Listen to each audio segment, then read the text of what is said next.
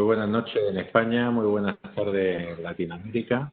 Es un honor poder estar aquí con este Dream Team que habéis visto de panelistas de la biomecánica en España. Nos volvemos a reunir de nuevo. Un honor también de compartir la coordinación con Alfonso Arias. Buenas noches, buenas tardes, Alfonso. Buenas tardes, buenas noches. Bueno, la idea era, nos habíamos juntado en Faco Elche, había quedado un muy buen sabor de boca de las presentaciones que allí se hicieron y gracias al auspicio de Oculus y de Juan Carlos Vázquez, que le estamos muy agradecidos por el compromiso por la formación que siempre han demostrado. Querían que repitiéramos un poco la experiencia para Latinoamérica y esa va a ser un poco la idea de vernos aquí hoy. La idea, el relato, como vamos a ir transcurriendo las presentaciones, sería un poco lo que hicimos en aquel momento. Ver cuál ha sido la innovación que ha ido proponiendo la industria, en este caso la compañía Oculus, a la hora de parametrizarnos una serie de datos que recogíamos de la biomecánica. Nos hará la presentación Alfonso Arias para explicarnos fundamentalmente cuáles son qué contenido tienen los parámetros que nos proponen, qué sentido tienen. Seguidamente iremos a un gran bloque de evidencia, desde la primera parte que nos compartirá Javier García Mortesino, de cómo hacer una lectura crítica de los papers relacionados con pruebas diagnósticas. Iremos pasando por la cirugía refractiva, si va a cambiar o no la biomecánica corneal, el paradigma de los estudios preoperatorios y luego casos muy prácticos de en qué medida pueden cambiar. Seguidamente pasaremos a glaucoma con una grandísima incorporación con el profesor Miguel Teu.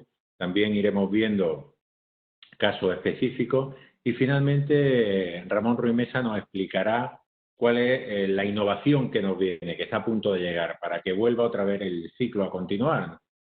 Nos juntaremos el año que viene para ver si todas las propuestas de valor que nos hacía la compañía con los nuevos parámetros, qué evidencias se generan, si son útiles y nos cambiarán la vida a mejor o si van a ser cosas que queden en el camino. Bueno, es un honor para mí presentar al primer panelista, codirector del curso, Alfonso Arias, que nos va a explicar un poco el ABC de los parámetros a los que ya tenemos a día de hoy y con los que contamos en el equipo. Alfonso, cuando tú quieras. Bueno, buenas tardes, buenas noches aquí en España. Solo voy a dedicar unos segundos a corroborar las palabras que ha dicho mi amigo Joaquín. Es un honor y un placer participar en este webinar que ya llevamos haciéndolo algún tiempo y creo que la oportunidad de compartirlo con todos nuestros amigos de Latinoamérica es una oportunidad que yo creo que tenemos que aprovechar y disfrutar. Bueno, yo voy a hablar de una presentación que puede considerarse básica, que es qué es el Corbis y para qué sirve. Estos son mis posibles conflictos de interés. Y al final, bueno, el Corbis es un equipo de visualización de la córnea que trabaja con la tecnología SafeLook, pero la característica que tiene es que trabaja con una cámara de ultra alta velocidad, tiene capacidad para tomar 4.300 fotos por segundo y al final nos proporciona imágenes como estas que estamos viendo en el vídeo, en el que podemos ver cómo se deforma la córnea y sobre todo cómo se recupera. Captura 140 imágenes en los 31 milisegundos posteriores del pulso del aire y yo creo que esto es lo que nos permite obtener toda esta información. Lo primero es qué factores van a influir en la deformación corneal, que es lo que vamos a valorar. Bueno, pues en primer lugar la presión intraocular. Esto ya es conocido desde los principios de la tonometría de aplanación, donde sabemos que cuanto más resistencia, cuanto más presión intraocular tenga el ojo, más resistencia vamos a tener para aplanar la córnea. Lógicamente, las propiedades biomecánicas, que es lo que vamos un poco a estudiar, el espesor corneal, a priori una córnea más gruesa va a tener más resistencia a la aplanación que una córnea más delgada y la curvatura corneal de la que partamos, lógicamente va a influir porque es lo que vamos a medir. Entonces, para saber y conocer qué mide el Corbis, lo primero es definir cuáles son los parámetros que vamos a ver y qué nos pueden aportar para el conocimiento de la dinámica y la rigidez corneal. Lo primero que nos encontramos es la medida de la amplitud de deformación. La amplitud de deformación, esta imagen que vemos aquí, que no es otra cosa que el cambio de la curvatura normal que tiene la córnea a la concavidad que le va a producir el hecho de que un impulso de aire ejerza presión. Pero sucede que no solamente se va a producir una deformación a nivel central, sino que esta presión de deformación también va a actuar de forma que periféricamente la córnea se desplace. Con lo cual, cuando nosotros estamos valorando la amplitud de deformación, no solamente es lo que pasa en el centro, sino lo que pasa en toda la córnea. La amplitud de deflexión es esto mismo, pero habiendo eliminado los movimientos periféricos de desplazamiento que se pueden producir en la córnea. Realmente es de lo que vamos a hablar, aunque utilicemos el término amplitud de deformación en muchas presentaciones, estamos hablando realmente de amplitud de deflexión. Y luego hay otro parámetro que es los movimientos totales del ojo. Cuando se produce la aplanación corneal central, se va a producir también unos movimientos periféricos en la córnea, pero dependiendo de la rigidez corneal, si tenemos una córnea muy blanda, toda la presión se va a absorber en la parte central y la repercusión periférica va a ser muy pequeña. Pero si tenemos una córnea muy rígida, esta absorción no va a ser tan grande, se va a mover la córnea periféricamente e incluso se puede desplazar el globo. El segundo parámetro es la longitud de aplanación, que es la longitud de la línea de aplanación, la línea plana de la córnea cuando se produce la primera aplanación.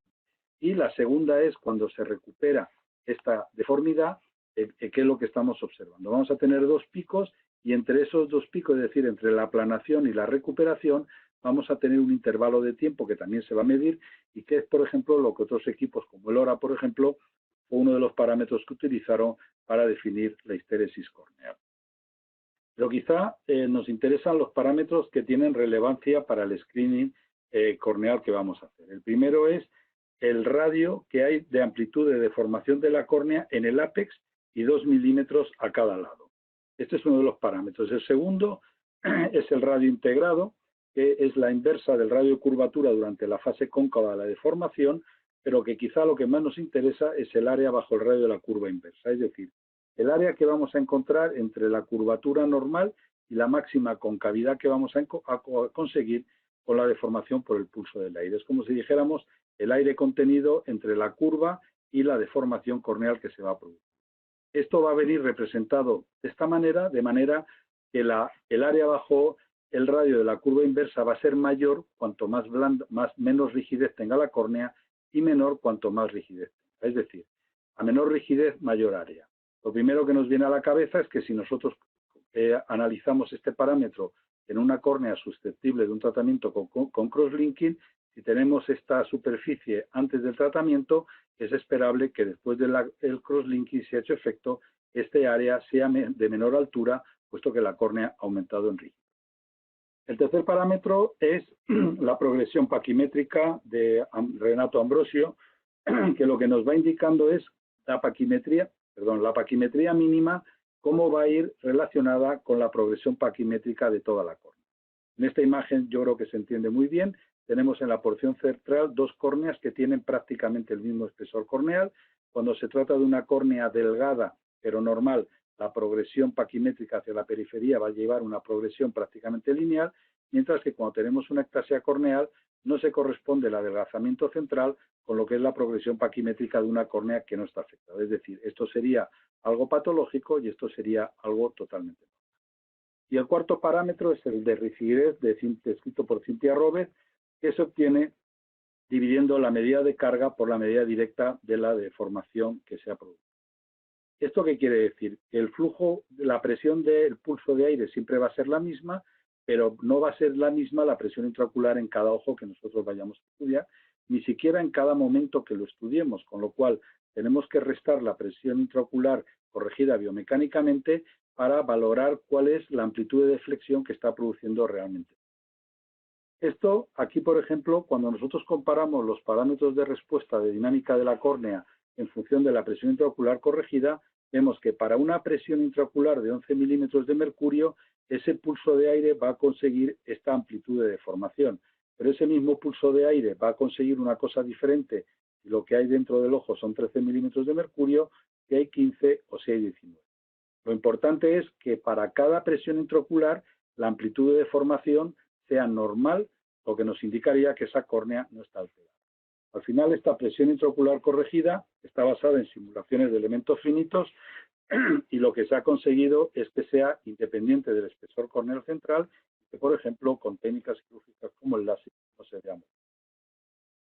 Uno de los quizá pantallas que más información nos da es el Vinciguerra Screening Report, donde vamos a encontrarnos 4 gráficas expuestas directamente, que pueden ser más y pueden ser otras diferentes, pero estas quizás son las que más información nos aportan. La primera de ellas es conocer cuáles son los rangos normales para parámetros de respuesta dinámica corneal en función de la presión intraocular que vamos a tener en cada momento. Es decir, para una determinada presión intraocular, a ver si esta amplitud de deformación se corresponde con los valores de normalidad en este caso.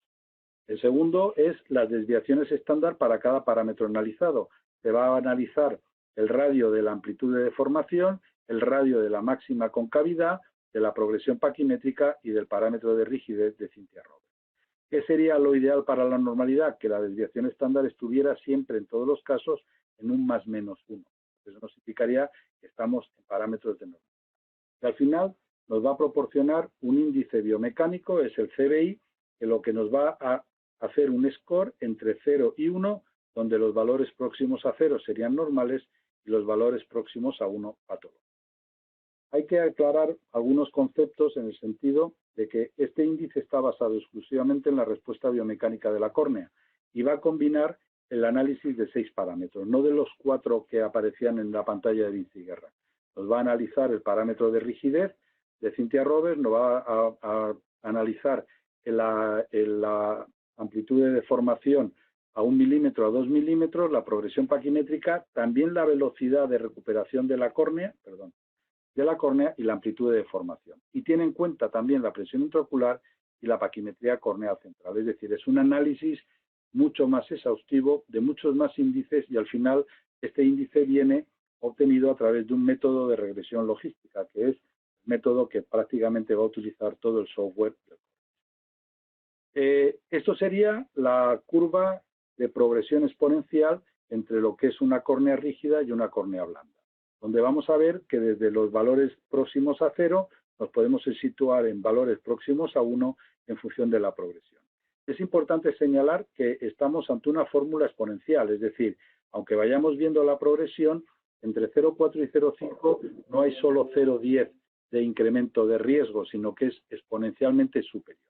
Al final, con esto lo que obtenemos es una zona de seguridad, que podríamos decir entre 0 y 0,25, una zona de alto riesgo por encima de 0,75 y una zona que va a ir entre 0,25 y 0,75 donde vamos a tener un riesgo de tener ectasia. Al final, esto lo que podemos decir es que valores cercanos a 0 son ojos normales, ectasia serían valores cercanos a 1 y entre 0,2 y 0,8 hay que saber qué es lo que está pasando. Pero lo que es importante reconocer o recordar es que están estrechamente relacionados. Entre 0,2 y 0,3 incremento de riesgo de ectasia es exponencial. ¿Cuál es el problema? Que al final este índice no nos da un valor de por 2,5 perfecto, 3 peligroso. No hay un valor de corte definido para riesgo de ectasia y tenemos nosotros que analizar en función de lo que vayamos a hacer. Si yo tengo un valor de 0,35 y voy a hacer una ablación para 5 dioptrías, ni me lo planteo, mientras que si voy a hacer una aplanación para corregir una dioptría con una ablación superficial, posiblemente sí que opte por hacerlo. Y tenemos un paso más, que es la posibilidad de combinar toda la información biomecánica que da el Corbis con toda la información tomográfica que nos va a dar el Pentacam. Al final, esta combinación de datos tomográficos del Pentacam y de datos biomecánicos no es una combinación de los índices del Belin-Ambrosio o del CBI, sino que analiza de nuevo cada parámetro de forma individual y al final elabora un árbol de decisiones de aprendizaje automático por un sistema de inteligencia artificial. Es decir, lo que nos va a dar es una evaluación más reforzada del riesgo de ectasia. El rango de corrección el rango de evaluación es el mismo o parecido al TBI, al CBI. Es en 0 y 0,30 el riesgo de ectasia sería bajo, entre 0,30 y 0,75 un riesgo moderado y entre 0,7 por encima de 0,75 un riesgo alto. Volvemos a lo de antes.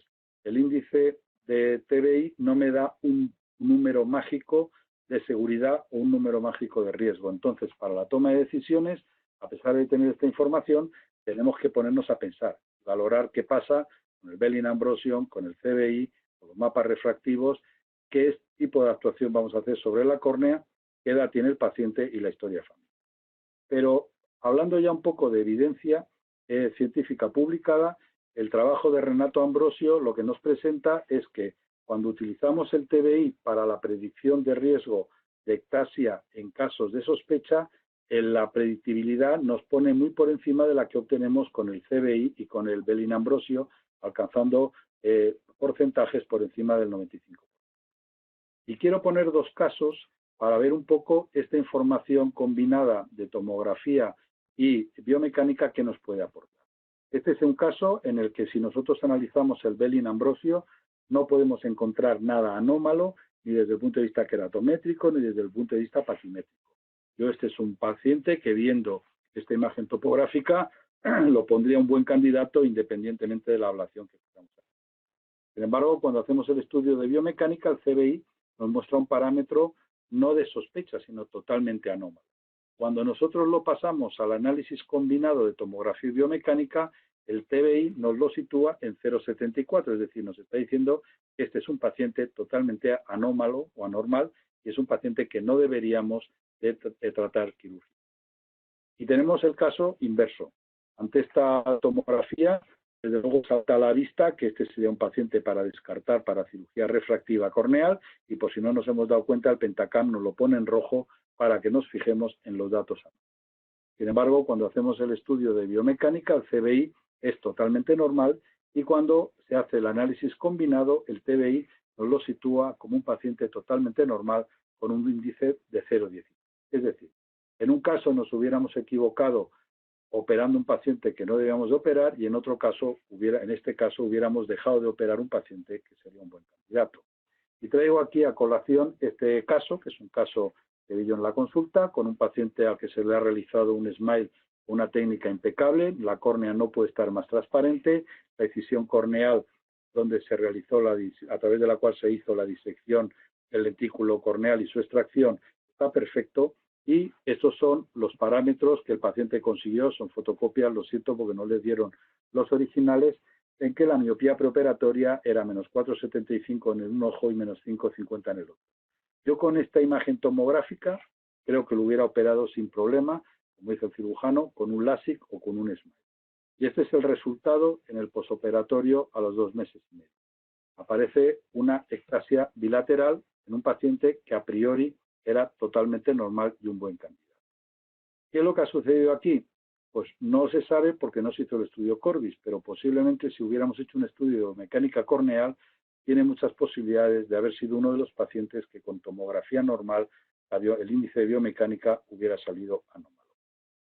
Como conclusión, aunque el papel de la biomecánica corneal no es que no es del todo conocido, sino que es no del todo aprovechado, todavía no sabemos muy bien qué hacer con toda la información que nos da, yo creo que la evaluación combinada de tomografía y biomecánica mejora mucho el diagnóstico definitivo del queratocono. Y quiero pararme un minuto aquí en el sentido de decir, cuando vemos esta imagen de la tomografía corneal es una foto fija de cómo está esta córnea después de haber evolucionado a lo largo de la vida. Pero para que esta córnea haya llegado ahí, ha tenido que tener una biomecánica alterada. Con lo cual, si no somos capaces de situarnos en el punto del estudio de biomecánica, muchas veces podremos adelantarnos a la imagen topográfica.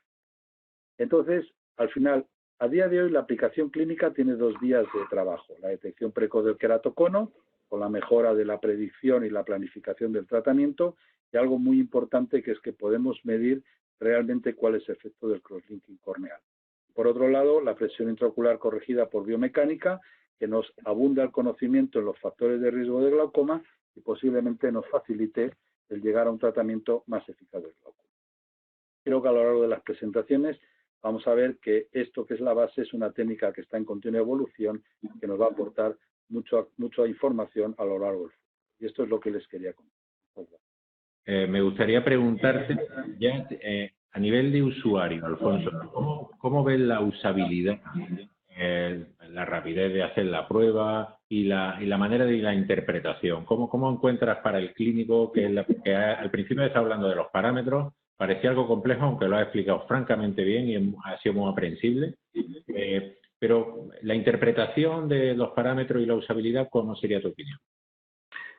Vamos a ver, yo creo que en estos momentos, desde el punto de vista de paciente en el que estamos explorando la córnea desde un punto de vista refractivo, es decir, bien como candidato para un estudio, para una cirugía refractiva, o bien como paciente en el que estamos analizando una sospecha de ectasia, yo creo que la combinación de tomografía y biomecánica corneal es fundamental.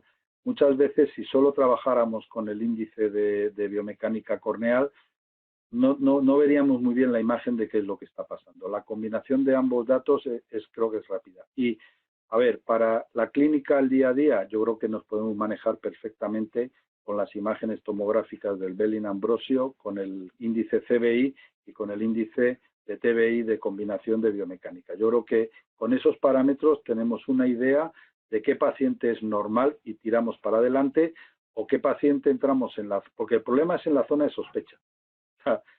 Cuando nos da entre 0 y 0,25 vamos todos tranquilos, y cuando nos da por encima de 0,75 vamos todos tranquilos. El problema es cuando te da 0,35. Yo creo que hay un nivel de corte que es por encima de 0,5. Yo creo que de índice, yo creo que el paciente no se le debe tocar la córnea bajo ningún concepto y se le debe explorar a ver si progresa para ectasia córnea. Muy bien, muchísimas gracias, Alfonso. Si os parece, pasamos a la presentación de Javier García Montesino. Alfonso. Perdón. Bueno, la siguiente presentación va a correr a cargo del doctor García Montesinos. El título es Lo esencial para analizar artículos científicos sobre pruebas diagnósticas. Me parece una introducción perfecta para luego analizar toda la evidencia científica publicada que hay de acuerdo a esta técnica. El doctor trabaja en el Hospital Carlos Haya de Málaga y es un experto no solo en la técnica del Corby, sino en lo que es el filtrado de qué información nos dan los artículos. Muchísimas gracias por participar. Muchas gracias, Alfonso. Bueno, vamos a empezar. Buenas tardes o buenas noches a todos los participantes. Agradecer en primer lugar la invitación a participar al doctor Fernández y al doctor Arias y a Oculus por hacer posible este webinar. Y bueno, yo en esta charla voy a hablaros un poco sobre lo esencial cuando analizamos si una prueba o test diagnóstico merece la pena incluirla en el algoritmo diagnóstico de una patología, o si merece la pena adquirir un dispositivo. Bueno, en estos casos, en realidad, lo que tenemos que hacer es preguntarnos si esa prueba diagnóstica o test es válida y fiable. ¿Y esto por qué? Bueno, pues porque la validez y la fiabilidad van a ser las dos características fundamentales de una buena prueba diagnóstica. De esta forma, pues tenemos que la validez simplemente sería la capacidad del instrumento para medir lo que realmente queremos medir. Bien, por un lado tendremos, bueno, parece que no va bien la presentación, pasa todas las animaciones seguidas. Bueno, voy a intentar. Vale. Bueno, por un lado tenemos que la validez interna nos habla de la capacidad o de la precisión de la prueba diagnóstica para detectar los casos de enfermedad y descartar los casos sanos, y esto lo vemos a partir de la sensibilidad y la especificidad.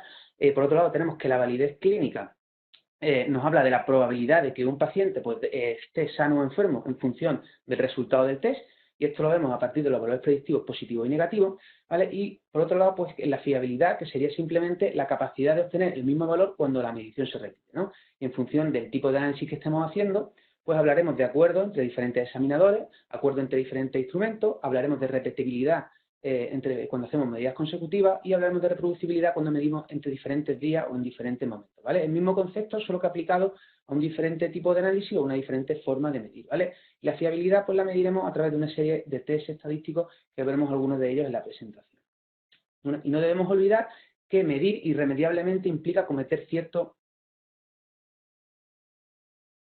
grado de error, ¿vale? Que nos aleja del valor real que queremos medir, y este error puede ser de tipo aleatorio, ¿vale? Que es aquel que se produce cuando el error no se produce siempre en la misma dirección y sentido. Lo que ocurre es una desviación de las mediciones, y esto afecta principalmente a la fiabilidad. Luego tenemos un segundo tipo de error, que es el error sistemático o sesgo, que es aquel que se produce siempre en la misma dirección y sentido, y lo que afecta es a la validez de la prueba. Vamos a comenzar hablando de la validez interna, que es una característica propia de la prueba diagnóstica, independiente de las condiciones de la enfermedad, y que nos habla de la precisión de la prueba diagnóstica de discernir la presencia de una enfermedad o de una condición. Esta validez interna pues la determinamos a través de un estudio de validación en el que comparamos los resultados de nuestro test diagnóstico en una muestra concreta con una prueba o conjunto de pruebas que consideramos el gold estándar y que nos dan el diagnóstico de certeza. De esta forma, pues definimos la validez interna en función de la sensibilidad, que será la capacidad del test para detectar a los enfermos, y en función de la especificidad, que será la capacidad del test para descartar a los sanos. Bueno, para calcular la sensibilidad y especificidad, pues lo que hacemos es que construimos una tabla de contingencia en la que comparamos los resultados de nuestro test con la clasificación real de los sujetos de la muestra en función de nuestro gold estándar que nos da el diagnóstico de confirmación, ¿vale? Y aplicando por una sencilla fórmula, pues calculamos la sensibilidad como la proporción de verdaderos positivos entre todos los enfermos y la especificidad como la proporción de verdaderos negativos entre todos los sanos, ¿vale? Haciendo este simple cálculo, pues tenemos estos dos parámetros que nos hablan de la validez interna de la prueba, ¿vale? Pero bueno, hasta ahora hemos hablado de sensibilidad y especificidad como si los resultados de nuestro test fueran dos categorías excluyentes de negativo y positivo, es decir, como si fuera una variable cualitativa. Y en la práctica clínica, pues la mayoría de las pruebas diagnósticas ofrecen sus resultados en función de una variable cuantitativa continua, como por ejemplo el nivel de glucemia, ¿no? Entonces, bueno, esto lo vemos en la distribución de probabilidades, en este ejemplo, de estar sano o estar enfermo en función de esta variable cuantitativa continua que mide nuestro test. Y aquí, pues lo que tenemos que hacer es seleccionar un punto de corte a partir del cual se considera que la prueba es positiva. De forma que lo que ocurre normalmente es que esta distribución de probabilidades está solapada, ¿vale? Entonces, habrá una serie pues, de individuos que den el test positivo, pero sin embargo estén sanos, que serán los falsos positivos, y habrá una serie de individuos que den negativo en el test, pero que estén enfermos. Estos serán los falsos negativos, ¿de acuerdo? Y hay que tener en cuenta que modificando este punto de corte, pues podremos variar los valores de sensibilidad y especificidad de nuestra prueba, ¿vale? De tal forma que si bajamos el punto de corte, pues aumentará la sensibilidad y disminuirá la especificidad, ¿vale? Es decir, aumentará la capacidad de detectar enfermos a costa de clasificar a más sanos como enfermos, ¿vale? Y esto quizás, pues sobre todo nos interesa en un test de screening, como los que hacemos en cirugía refractiva, para que no se nos escape ningún enfermo. Y si por el contrario subimos el punto de corte, pues ocurre al revés, que aumenta la especificidad y disminuye la sensibilidad, ¿vale? Aumenta la capacidad de descartar a los sanos, ¿vale? Y esto pues nos sirve sobre todo para test de confirmación. Bueno, pues de esta forma pues, podemos pensar que lo que hacemos es calcular la sensibilidad y la especificidad para diferentes puntos de corte y ver con cuál nos quedamos, ¿no? Pero esto en investigación no se hace así, ¿vale? En investigación lo que se hace es que se calculan las curvas ROC, ¿vale? Que vienen en inglés, Receiver Operating Characteristic, y que nos informa acerca de la precisión global de la prueba para hacer el diagnóstico. Estas curvas pues, se calculan a partir de un modelo de regresión logística binomial, y lo que se hace es que en el eje de la X tenemos 1 menos la especificidad, que interesa que sea lo más bajo posible, y en el eje de la Y tenemos la sensibilidad, que interesa que sea lo más alto posible, ¿vale? De esta forma, cuando la curva más se va hacia arriba, es decir, más se aleja de la diagonal, pues mejor será el rendimiento diagnóstico de nuestra prueba, y además pues nos ofrece una impresión gráfica de la relación que hay entre sensibilidad y especificidad, ¿no? Y además las curvas ROC son muy importantes porque nos permiten calcular el área bajo la curva, ¿vale? El área bajo la curva pues representa los diagnósticos correctos de la enfermedad y nos informan acerca del rendimiento diagnóstico global de la prueba, ¿vale? Tiene un valor entre 0 y 1, cuanto más cercano a 1 mejor, y estadísticamente pues implica la probabilidad de identificar correctamente un caso de enfermedad y un caso sano extraído al azar, ¿vale? Y bueno, pues nos permite comparar la validez interna de diferentes pruebas, es decir, comparar diferentes pruebas diagnósticas para ver cuál es la que tiene un mejor rendimiento diagnóstico. Y además, no solo eso, sí que nos aporta un criterio estadístico para seleccionar cuál es el mejor punto de corte. Es decir, nos dice cuál es el punto de corte que maximiza la sensibilidad y la especificidad, dándole el mismo peso a ambos, ¿vale? Que normalmente suele ser el punto de inflexión de la curva, como veis en la gráfica marcado con la flechita. ¿De acuerdo? Bueno, hasta ahora hemos dicho que la sensibilidad y especificidad pues, nos hablan de la capacidad de un test para discriminar una enfermedad, pero esto es en una población en la que conocemos la presencia de la enfermedad. O dicho de otro modo, para calcular la sensibilidad y especificidad tenemos que saber a priori qué pacientes están sanos y qué pacientes están enfermos. Pero esto no es lo que ocurre en la clínica, ¿no? Nosotros cuando tenemos un paciente a la consulta, pues no sabemos si a priori está sano o enfermo, ¿vale? De esta forma, la sensibilidad y la especificidad no tienen aplicabilidad clínica. Y en clínica, pues lo que nos interesa saber es cuál es la probabilidad de que un paciente esté sano o enfermo en función del resultado del test. Y esto es la validez clínica que la vemos a partir de los valores predictivos. De esta forma, pues tenemos el valor predictivo positivo, que sería la probabilidad de que un sujeto con resultado positivo tenga la enfermedad, y el valor predictivo negativo, que sería la probabilidad de que un sujeto con resultado negativo no tenga la enfermedad. Pero aquí es muy importante conocer que los valores predictivos se ven influenciados por la prevalencia de la enfermedad en la población, que va a condicionar el resultado clínico de nuestra prueba diagnóstica. La prevalencia es una medida de la probabilidad a priori de que un individuo extraído al azar en una población presente la enfermedad. De esta forma, por ejemplo, en una enfermedad que sea muy prevalente en la población, pues será más probable que un resultado positivo venga de un paciente enfermo, es decir, que sea un verdadero positivo, con lo cual aumenta el valor predictivo positivo y disminuye el valor predictivo negativo, y al contrario, si la prevalencia es muy baja, será poco probable que un resultado positivo venga de un enfermo, será más probable que sea un falso positivo, con lo cual disminuye el valor predictivo positivo, aunque aumenta el valor predictivo negativo, ¿vale? Y esto es así, aunque la sensibilidad y especificidad de la prueba en nuestro estudio de validación sea muy alta, ¿vale? Hay que tener en cuenta que la prevalencia pues, va a modificar clínicamente la aplicabilidad, ¿vale? Y por último, hay que recordar que para que nosotros podamos extrapolar los valores predictivos en nuestro estudio a la vida real, ¿vale? La prevalencia de la enfermedad en nuestra muestra tiene que ser similar a la prevalencia de la enfermedad en la población general. Por ejemplo, nosotros no podemos calcular los valores predictivos si hacemos un estudio en una muestra de pacientes con queratocono en el que el 50% de los pacientes tienen queratocono y los otros 50% son ojos sanos, porque sabemos que la prevalencia del queratocono en la población general es mucho más baja. Y esto es muy importante también tenerlo en cuenta.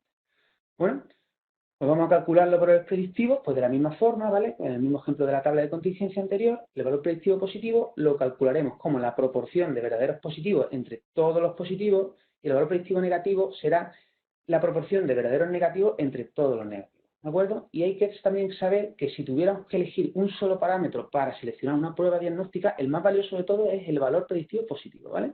Hay que dar en cuenta. Bueno, ya para acabar, unas pinceladas sobre fiabilidad. Primeramente, pues tenemos el coeficiente de correlación intraclase, ¿vale? Que es un coeficiente que nos sirve para evaluar la fiabilidad entre dos mediciones, ¿vale? Con la condición de que la variable dependiente sea cuantitativa continua, ¿vale? Este coeficiente se calcula entendiendo la fiabilidad como la variabilidad intersujeto dividido entre la variabilidad intersujeto más el error de la medición, ¿no?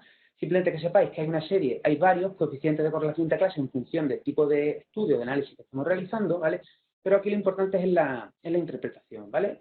Nos da un valor entre 0 y 1, cuanto más alto sea, mejor será la fiabilidad de nuestra prueba diagnóstica, y por ejemplo que sea de 0,85, esto quiere decir que el 85% de la variabilidad de las medidas se explica por la variabilidad de los sujetos de la muestra y no por el error entre ambas mediciones, ¿vale? Y hay que tener en cuenta que este tiene una serie de limitaciones, ¿vale? No tiene unidades tangibles de la unidad de medición de nuestro aparato, ¿vale? Y depende de la variabilidad de los sujetos de la muestra. Y esto hace que no se puedan comparar diferentes coeficientes de correlación interclase calculados en diferentes estudios con diferentes muestras, ¿vale? Importante también saberlo. Y bueno, por último, pues voy a comentar el método gráfico de Bland-Altman, que también se utiliza para valorar la fiabilidad entre dos mediciones, que también tiene que ser la variable cuantitativa continua y la distribución normal, ¿vale? Aquí lo que se hace es que en el eje de la Y ponemos la diferencia entre la primera y la segunda medición, y en el eje de la X la media entre las dos mediciones. De esta forma, el gráfico es una dispersión de puntos en el que cada punto representa un sujeto que se ha medido dos veces y se compara la diferencia entre las dos mediciones con la media de las dos mediciones, ¿vale?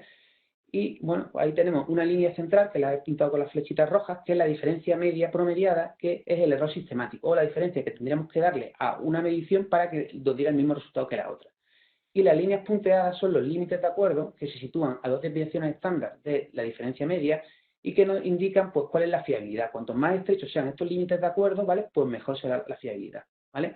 Tiene la ventaja este método de que nos da una información en función de la unidad de medida del instrumento, con lo cual tiene mejor aplicabilidad clínica y se puede comparar en unos estudios con otros. Y bueno, pues nada más, yo recomendar simplemente a aquellos que quieran profundizar en el estudio de la bioestadística aplicada a ciencias de la salud, recomendar este curso, ¿vale? Que tenéis disponible en Cuvision Academy. Y nada más, muchas gracias por la atención. Muy bien, muchas gracias, Javier. Mientras desconectas tu presentación, enhorabuena. Bueno, ha sido un repaso muy somero, muy exhaustivo de todos los parámetros que debemos de saber para hacer una lectura crítica de artículos científicos en prueba diagnóstica. Yo creo que es muy interesante que tengamos en mente que sensibilidad y especificidad no se afecta por la prevalencia y que los valores predictivos sí se afectan por la prevalencia. Esto es importante. Cuanto menor la prevalencia, menor el valor predictivo positivo, ¿no? Hasta el punto en que, fijaros, qué interesante es que hasta, por ejemplo, y qué actual, Noruega, por ejemplo, con una prevalencia bajísima de la COVID, no quiere hacer PCR, ha dejado de hacer PCR asintomáticos por esto que precisamente decía García Montesino. Y yo creo que otra cosa importante, si a ti te parece resumir también, Javier, es que el gran reto de los investigadores es intentar esas dos curvas entre sanos y enfermos, separarlas lo máximo posible con parámetros que sean capaces de separar esas dos curvas, ¿no? El gran reto que tienen todos los papers es intentar conseguir parámetros que separen las curvas de Gauss entre sanos y enfermos para que no se solapen entre ellas. ¿No te parece, Javier? ¿Algún comentario muy rapidito? Sí, exactamente, yo estoy de acuerdo contigo, que cuanto más, claro, cuanto mejores parámetros y más finos sean, pues menor solapamiento de la distribución de probabilidades y, por tanto, siempre el diagnóstico va a ser más fino y nos vamos a equivocar menos, ¿no? Efectivamente, hay que ir cada vez a buscar pues mejores parámetros que midan, que diferencien mejor los casos de enfermos de sanos, ¿no? Estoy de acuerdo contigo.